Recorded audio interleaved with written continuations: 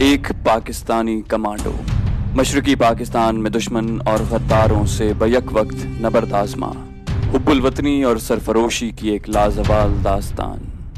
گزشتہ ایک ساتھ سننے کے لیے ڈسکرپشن میں موجود پلے لسٹ کے لنک پر کلک کیجیے اور چینل کو سبسکرائب کرنا مت بھولیے۔ سبسکرپشن کے بٹن کو دبائیے اور بیل آئیکن پر کلک کیجیے تاکہ آپ کو تمام ایک ساتھ بلا تاخیر ملتے رہیں، اور ویڈیو کو لائک اور شیئر کرنے کے ساتھ ساتھ کامنٹ کر کے ہمیں بتائیے کہ آپ کو ہماری ویڈیو کیسی لگی۔ تو آئیے کہانی کی طرف چلتے ہیں۔ دشمن نے دراصل ہم پر آل آؤٹ حملہ 21 نومبر کو کر دیا تھا۔ اس کے بعد 16 دسمبر کے سانحے تک بھارتی فوجیں کھلم کھلا میدان جنگ میں ہمارے خلاف لڑتی رہیں۔ یہ الگ بات کہ دنیا کو یہی بتایا گیا کہ بھارتی افواج نے کھلی جنگ 3 دسمبر کو پاکستان کے اعلان جنگ کے بعد شروع کی تھی۔ سچی بات تو یہ ہے کہ ماہ اگست کے آخر ہی سے بھارت کے پورے بریگیڈ ہم پر حملہ کر رہے تھے، سوائے ڈھاکہ اور چٹاگانگ کے، جہاں دشمن نے 3 دسمبر کے بعد بھرپور حملہ کیا۔ 21 نومبر کے بعد سے بھارتی کمانڈوز کی سرگرمیاں اس محاذ پر اپنی انتہا کو پہنچ گئیں۔ ان کے جوان مختلف گروپوں کی شکل میں مکتی باہنی کی مدد سے ان خفیہ راستوں کے ذریعے جو ان کے لیے مکتی باہنی محفوظ کر لیتی تھی داخل ہونے لگے تھے۔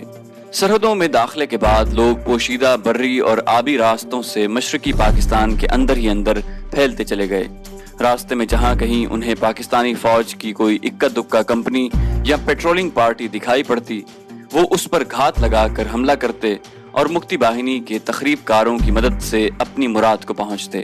دشمن کمانڈوز سے نمٹنے کا فریضہ بھی پاکستانی کمانڈوز ہی کو انجام دینا ہوتا۔ مشرقی پاکستان میں کمانڈوز کی محض چند بٹالین رکھی گئی تھیں۔ خیال شاید یہی کیا جاتا تھا کہ انہیں سرحدی علاقوں میں گھس آنے والے بھارتی کمانڈوز اور مکتی باہنی کے تخریب کاروں ہی سے نمٹنا ہوگا۔ بھارتی عزائم کے متعلق ہمیں کبھی کوئی غلط فہمی تو نہ تھی، لیکن اس بات پر بہت کم لوگوں کو یقین آتا تھا کہ وہ بین الاقوامی سرحدوں کا تقدس پامال کرتا ہوا اس طرح مشرقی پاکستان پر ننگی جارحیت کر کے چڑھ آئے گا۔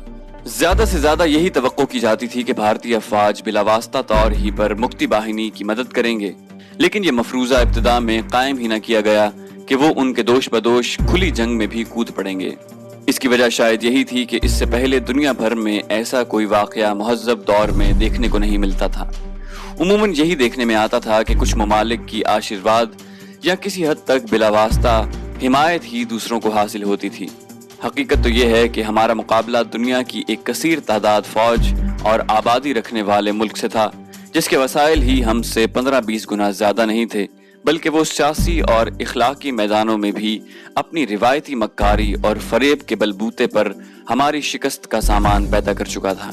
بھارتی افواج کی قریباً سبھی آزمودہ کار اور خصوصی طور سے ایسی جنگ کے لیے تربیت یافتہ پلٹنیں یہاں مورچہ بند ہو گئی تھیں، کیونکہ دشمن ایک بار قدم آگے بڑھا کر دوبارہ پیچھے ہٹنے کا تصور بھی نہیں کر سکتا تھا۔ ان کے نزدیک یہ بھارت ماتا کی ہمیشہ کے لیے سیاسی موت ہوتی۔ جنگلوں، دلدلوں، ندی نالوں اور ناہموار اونچی نیچی گزرگاہوں میں جہاں عموماً زمین گیلی رہتی ہے یا پھر وہاں پانی کھڑا ہوتا، ہماری افواج ایک لمبی مدت سے حالت جنگ میں تھیں۔ ہمیں گھات میں لگے دشمن کے ہاتھوں شدید نقصان اٹھانا پڑتا۔ مختلف موذی امراض اور موسمی حالات کے مرہون منت مصائب نے بھی ہمیں ادھموا کر دیا تھا۔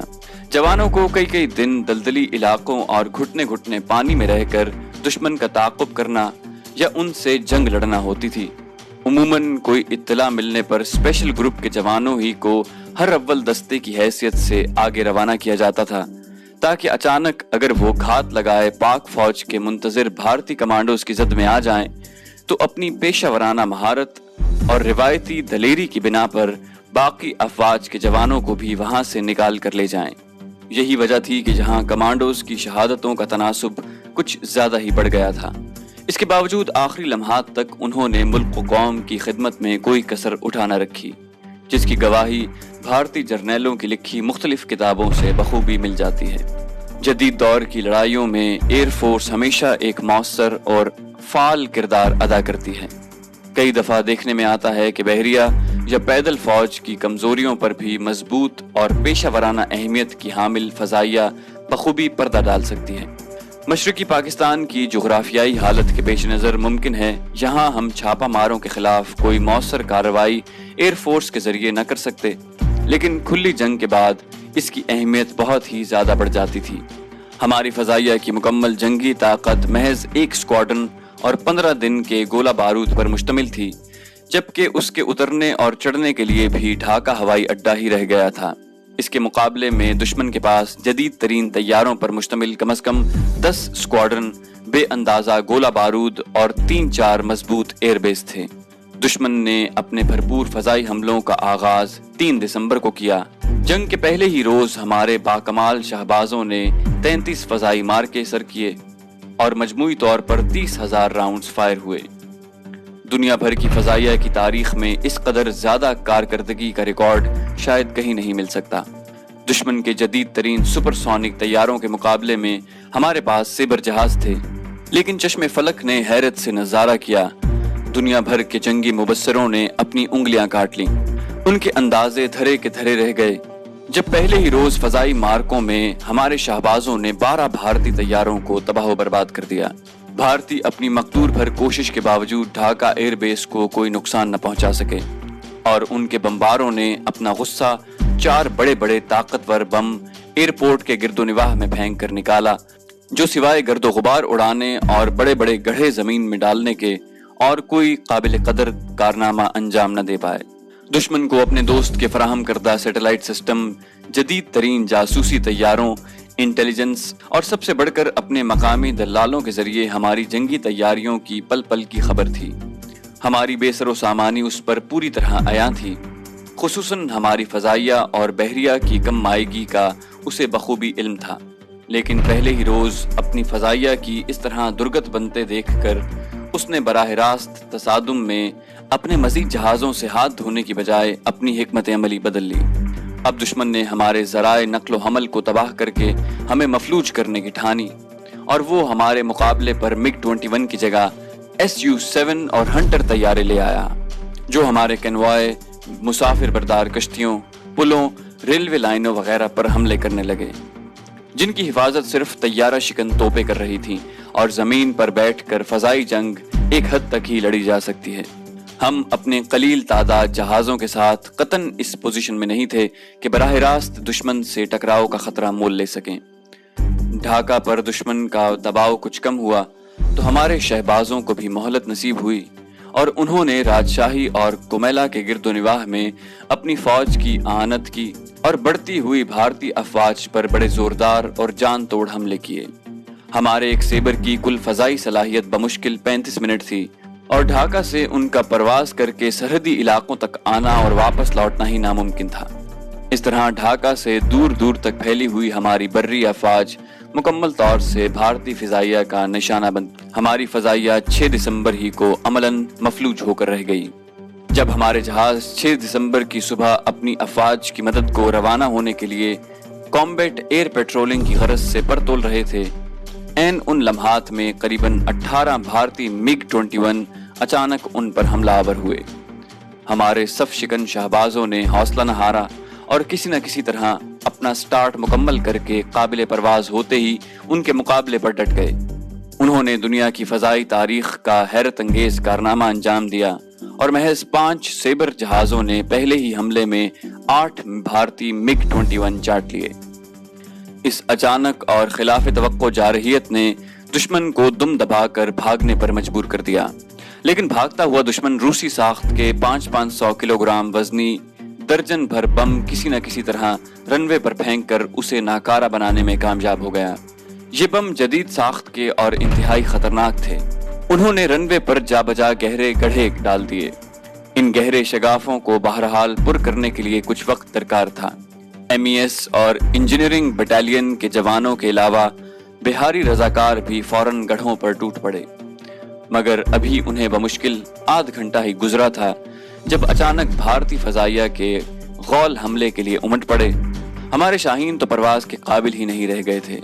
اب ساری ذمہ داری طیارہ شکن اینٹی ایئر کرافٹ گنوں کے گنز پر آن پڑی تھی۔ انہوں نے بھی جی جان سے یہ مارکا لڑا، لیکن دشمن کا ایک جہاز تباہ ہوتا تو اس کے مقابلے میں 10 جہاز لے آتا۔ بالآخر وہ وقت بھی آ گیا जब दुश्मन कामयाब रहा और उसने रनवे पर इतने बड़े बड़े गड्ढे डाल दिए जिनका दौरान जंग भर जाने का सवाल ही पैदा नहीं होता था। ये मकसद दुश्मन को यूं ही हासिल नहीं हो गया था, उसे अपने 25 तैयारों की कुर्बानी भी देना पड़ी। इस तरह पाकिस्तान एयरफोर्स तो जंग के इब्तदाई मराहिल में ही खत्म हो गई। अब ढाका को हवाई हमलों से महफूज रखने की जिम्मेदारी तैयारा शिकन बैटरियों पर आयद हो गई और उन्होंने जंग के आखिरी लम्हात तक जिस तुंदही, जांफिशानी और महारत से इस मनसब को निभाया वो कुछ उन्हीं का हिस्सा है। क्या मजाल जो कभी उनके पाए सबात में लग़ज़िश आने पाई हो। वो मुसलसल बेदार रहे, चौकस रहे। उनकी नजरें हर लम्हा आसमानों की वुस्सतों में भारतीय फजाइया के जहाज़ों को तलाश करती रहीं और जो ही शिकार उन्हें दिखाई देता वो अल्लाह अकबर के फलक शिगाफ नारे बुलंद करके उस पर दीवानावार गोले बरसाने लगते। आर्मी एविएशन के हेलीकॉप्टर अलबत्ता किसी हद तक महफूज रहे, जो शदीद जख्मियों या फिर आला अफसरान को लाने और ले जाने के सिवा और कोई काम सरंजाम नहीं दे सकते थे। इनके बहादुर और जवान हिम्मत पायलटों ने भी दुश्मन की ताकतवर एयरफोर्स की मौजूदगी के बावजूद जिस जांफिशानी से अपना काम अंजाम दिया वो तारीख हुर्रियत का अलग सुनहरा बाब है।